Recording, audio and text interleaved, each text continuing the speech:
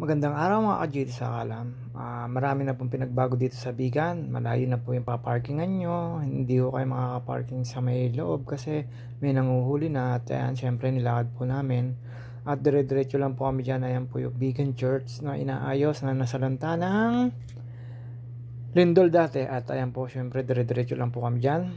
At ayaw namin magpaawat maglakad kahit anong init. At ayan po, may nakasalubong po kami dyan. Tabi lang po ako dyan. May kusmekos na yan, JT.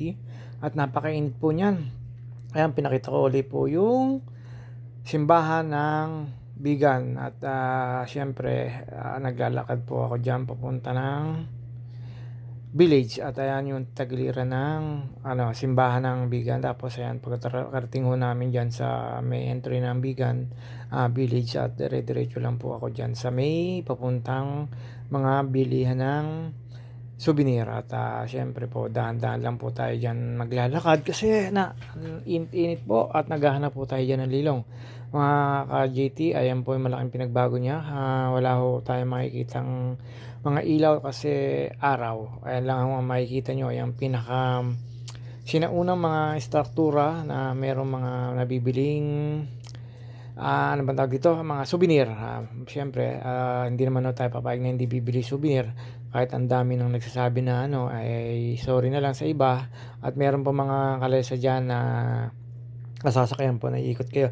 Arkilayin nyo po yan, ikutin nyo yung Bigan na yan, yung balwa, yung ano bang tawag dito, yung village na yan, paikot ho yan sa Bigan na yan at sa munisipyo. Ayan, iikot ho kayo dyan ang kalesa ng kotsero. At dire-diretso lang po tayo dyan, naglalakad lang po tayo dyan, gala-gala lang, mikos-mikos lang tayo dyan. At mamaya po, makakita na po ako ng bibili akong souvenir. Ayan po, syempre sa Bigan po, magpapakita na naman si JT sa Kalam.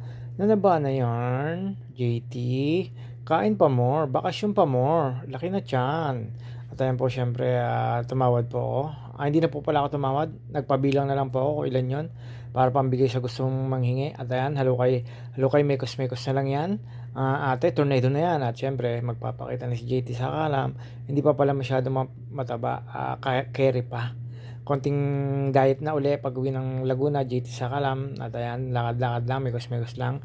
Kaya ako nandyan sa Tagiliran kasi napakainit. At syempre po, dyan na po magtatapos. Pabalik na po kami mga ka-JT sa Kalam.